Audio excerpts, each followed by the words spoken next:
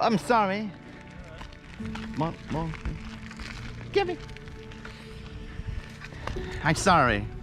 I think everyone knows someone who has an autistic child, or an autistic brother, or an autistic.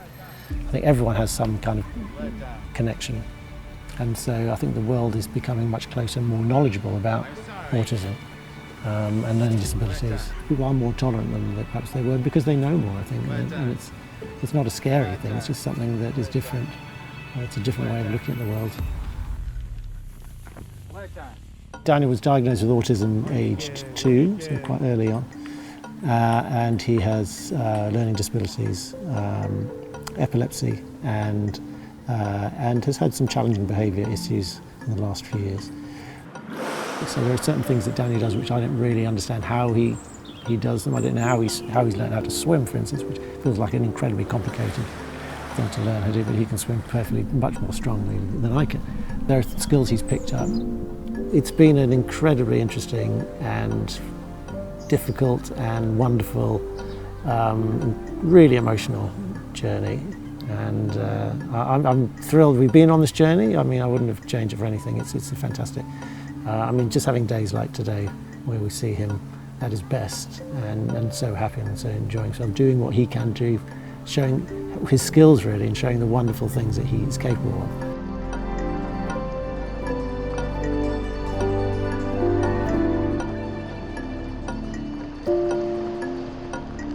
So there's nothing Dan can't do, to be honest.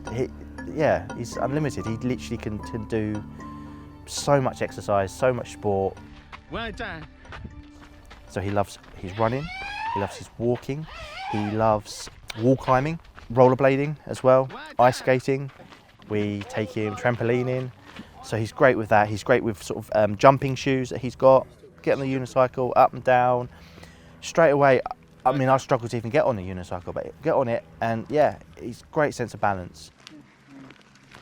Dan can write, he's really clever, he's amazing, he can read, write, he can do puzzles, he's very, very clever. I didn't actually know Dan liked to write lists until about a year ago. So he will write lists of things that begin with a certain letter, or Disney princesses, Disney films, or sometimes it's films with dogs in. It could literally be a list of anything, and he'll kind of write his own part of the list, and then we'll also tell him things he can write in his list as well, and it's really nice. It really stimulates his brain, it keeps him nice and calm, and he really enjoys it. He loves his writing.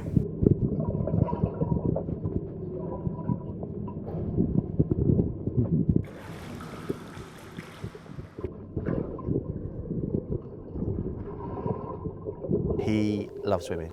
He'll go a long way under the water, and he's really calm, and that's really good. That's really good for him. And after swimming, you can tell that he's a bit more at peace, as it were. He's not so looking for his next stimulus. It's just great fun to be with, really, because he can do anything. What do you want for dinner? Say it out loud. Say it out loud. Out loud. What do you want for dinner? Chicken and chips. Yes. First time I met Daniel, I walked into the apartment and he was on his sofa and he looked at me and just went, "Disney?" And I was like, "Oh, okay, nice to meet you." And then I realised that he was verbal but not fully verbal. And then it was working closely with my cousin at the time with him, learning his language almost, which he uses Disney a lot, Disney references to get his sort of point of view across. Good plan. So swim underwater. When you're first on your own, the weight of responsibility of having somebody, you're looking after someone, that's a challenge, and it is daunting, and the behaviours can be sometimes really unpredictable as well. So Dan can go from one extreme to another. He can be very quiet at times, but then he can suddenly change, and he can be sort of a little bit more of a heightened mood, which can be challenging. So until you get to know him and know sort of his personalities, what might make him sad, what might make him happy, it is really daunting because it's the unpredictable of it, which you still get now. This is on the camera. Yes. Camera. Camera. On the camera on your head. Okay. No dogs. There's the dog. White. Let's go and have a look. No dogs. No dogs. Oh, there's one dog. Dan has a lot of triggers. Dogs is one of them, and his technology can trigger him as well. So certain things that Dan listens to can trigger him, which can lead to challenging behaviour. Obviously, we try to de-escalate that because it's not nice for him and it's not nice for us to see either.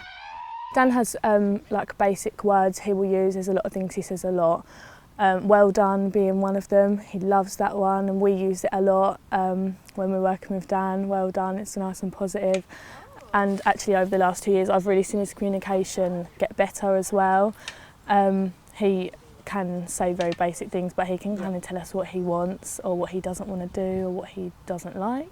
He's actually really good with his speech now. He can actually just tell us, and if he doesn't, we ask him to write it down as well. And I still learn new things about Dan every single day, even 2 years on working with Dan. Pressure. Sneezy, bashful, yeah. Who's that one? Oh. We've gone through the classic special school route, SPA school in Bermondsey, fantastic. We're in South London, we're in Southwark. The hardest time is definitely post-school because they just aren't the same institutions, aren't the same structures, there aren't the same infrastructures around, and so we've tried different things with varying degrees of success. He was at a residential home after that for 3 years, which started off very well and didn't go so well after that. He started to show some challenging behaviours, and then he was with us for 18 months during COVID, which was really difficult for him and for us. And then we were very lucky to find a care provider where he's at the moment, and he's been there for nearly 3 years. So when Daniel's last placement broke down, the one before where he is now, the Enhanced Intervention Service came in, and they're a group within the Maudsley, within SLAM, who deal with placement breakdowns. And what they're trying to avoid is hospitalisation, which is not only a very, very expensive option, but also not a good option for most people and certainly for their families. And so the EIS came in and supported us in the interim, not only with finding a new placement for him, but also supporting us in the transition to that new placement, because as you can imagine, you can find the best place in the world, but if the transition process isn't done right, it can the whole thing can break down again. What they're trying to avoid is placement breakdown. So our team used to be called the Enhanced Intervention Service, or EIS. We recently changed our name. We had a bit of a rebrand because EIS in mental health services means Early Intervention Service, so people were getting quite confused about what we did. So we're now called the Intensive Support Team, which I think better reflects what we do because we do a lot of intensive work with people. So how was he last night then? Daniel was referred to us 2 times. The first time was back in 2019, where the team supported him because his placement had broken down in Surrey. So he was referred to us at the point of kind of the breakdown, and we supported Justin and Bridget, his parents, to kind of maintain Daniel's placement at home at that point because he'd moved back in with the family. So we went in and we supported them in the home. We saw Daniel in the community, we saw him kind of where he was, we saw him with his carers and his outreach workers, and we gave some intensive support at that time to try and maintain that and to stop a hospital admission. We then closed them, and then he was referred back to us in 2020 in January, so just before the COVID-19 pandemic, and a new placement had been identified for him, which was 03 over in Essex. The placement is in kind of a lovely setting in a way, so he's got lots of space, which was the right thing for Daniel. And he has the space he needs just to literally go out of his front door and run around, which he absolutely adores. So welcome to Magello, which is Daniel's supported living apartment. The first thing that you notice, or the first thing that we noticed, was that it's all on one level. It's a bungalow, and Daniel was struggling a bit with stairs in our house. He's running up and down, and he was becoming a bit dysregulated, shall we say, and so being a single floor apartment was one of the things we were looking for. We were also looking for a rural environment, which this is as well. And the second thing that struck us when we first saw it was quite a small detail. Seems insignificant, but actually is incredibly significant. These blinds, these exterior blinds, which means the bedroom can be completely blacked out at night. And so that was, again, Daniel had quite a lot of sleeping problems, and this was like a perfect adaptation to what he needed. Here we go. Here's the hero himself. Hello. Okay, so this is his bedroom, and you notice as you come in on the door, this is the blue zone. This relates to the zones of regulation. Something else, it's a occupational therapy idea that you can try and support emotional regulation by having different zones. The blue zone is very... Hello! The blue zone is very... Hello! The blue zone is very calm. This is where... It's a zone you would go into when you're sleepy and relaxed. You then have the green zone, which is also calm, and you have the yellow zone when things are rather less calm. As you see, Daniel is a very visual learner, and so labelling where things go is a useful thing and helpful thing for him as well. This is the thermostat, and just to avoid too much exploration of turning on and off knobs, which he loves to do. Kitchen. I get lots of visual information everywhere, but again, this is really important. The temperature can be regulated. Daniel had a bit of an issue with scalding hot taps, which he rather enjoyed putting his hand under, and so let's remove that particular temptation. We have a standard bathroom here, and then went to the lounge. I mean, basically the whole apartment, the whole flat has been adapted to him. It's centred completely on him. It's bespoke to his needs. As you can see, there's our hero.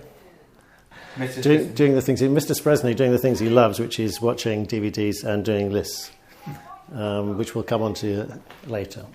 DVDs, he has many more than that. We do lock them away only because, again, we have to limit them slightly, so he can choose 4 a day. We've had problems in the past if he has them all out, he'll just have them all out, and there'll be a mountain of DVDs, and again, it's trying to help him with that. So this is what we're doing today. So we've had a very nice morning, getting up, going, brushing teeth, writing lists, which we love to do, and went to see the horses. Later, we're going off later to do some horse riding. Being in a residential home was just too constricting for him. Whereas this is the best of both worlds. He has his own flat, but there are other flats around him. So there are people who are there and around him. And in the last 3 years since he's been here, his challenging behaviour has really decreased significantly, and he's just much happier and much calmer within himself. So we're really, really pleased with the change. So we really wanted to make sure it went well, and I think everyone was really invested in making sure the transition went smoothly. So we held these meetings and we came together and we thought, right, what's the best way? Things like, when do we tell Daniel he's moving? How do we prepare his flat for him? How do we prepare his environment so it's best for him? How do we support the staff in 03 to understand Daniel's needs? Because at that point we had a really good understanding of his behaviour and his needs. So we wanted to hand all that over to them. We agreed on lots of sort of environmental changes that needed to happen. So one of the key things was to make it Daniel's house. So we spent a lot of time talking about what does Daniel's house look like and what would be there for Daniel. And we really tried to keep Daniel at the centre of our planning. And then obviously he moved in. It went really well, and all our kind of hard work really paid off, I think. He was very excited about moving when he got there, and he saw all the Disney things, and he knew it was for him because that was his stuff.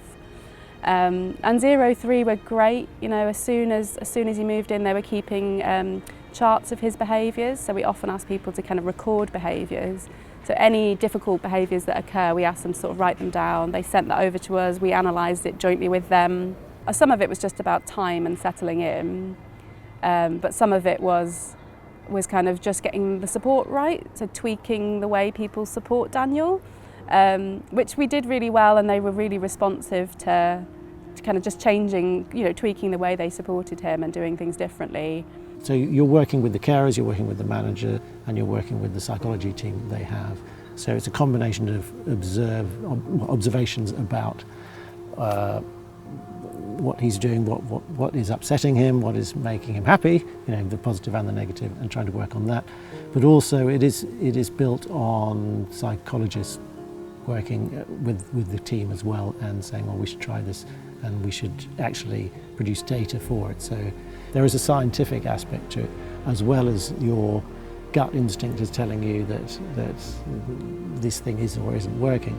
Yeah, I think the communication between the network was the key to the success, to be honest. So it was very important that constantly we came back to, well, what would Daniel say if he was in the meeting today? What would he want us to know about? And I think that was really helpful for everybody, because it helped keep Daniel at the centre of this. It wasn't about pressures, NHS pressures, social care pressures, provider pressures. It was about what is best for this person. So it was a very person-centred approach that we took.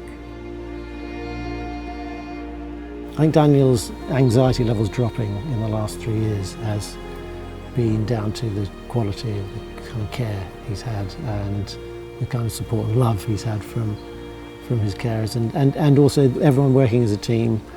And now, actually, in the last couple of weeks, one of the carers is involved with the stables, and he started actually working in the stables, and that's really what, as a parent of someone particularly with learning disabilities, I think, as well as being autistic, is the idea that they can work. It's really important to feel that they are contributing to society. It's tranquil, there's no one else around, there's no distractions. If Daniel wants to go and have a run around the fields, he can. We groom, we poo pick, we feed the horses, we do all the general yard duties. There's no one here to look or possibly judge, as some people might do in the community. So Daniel can just be Daniel, and he can have a job, he can feel that he's got a purpose, he's got a reason to get up. So he knows on a Saturday or a Sunday, whatever day it is, that he gets up and he goes to the stables, and that's his day that he works. And yeah, we can have fun and enjoy it together. I didn't know anything about autism before I started, and I kind of had the misconception that a lot of people do have, that you have people who are autistic. When you become a support worker and you're working with people with autism, you realise that it's just so diverse. So I think that's probably one of the biggest things I've learned. And a lot of the time, I think support workers are very focused on, he needs to get out, he needs to do this, he needs to have a shower at this time. Daniel needs a routine, but that routine can take as long as it takes. People that you support is their day. It's not about my day, what I want to do with them. It's how can I support them enjoy their day in their choices. There are always going to be issues, there are always going to be problems that come up, but you sort of you can feel confident if you have the right team that there will be you'll be able to manage them. You can never possibly always solve them, but as long as you can manage them. And again, it's that feeling that when you drop him off at the end of a weekend, having been home, and you drive off, and you don't have that sinking feeling in your stomach. You have more of a sense of, oh no, this is great. This is still the perfect place for him, and we feel that every time we drop him off. If you don't build close relationships with service users, then you shouldn't be in the job really. I think they become family eventually, and you're always thinking of them like I think you would your own. But yeah, no, it's lovely, and yeah, I do like to think of Dan as my best friend sometimes. I think the world of autism is a wonderful, fascinating, heartwarming, just really bewildering, but also brilliant world. And I think the individuals who are on that spectrum create magic in a different way. They're so out of the ordinary that they are incredibly stimulating to us. To anyone who wants to get involved as a carer, it is a fantastic. Really, you can really change someone's life and help people in a way that in other jobs are perhaps not so obvious. So, yeah.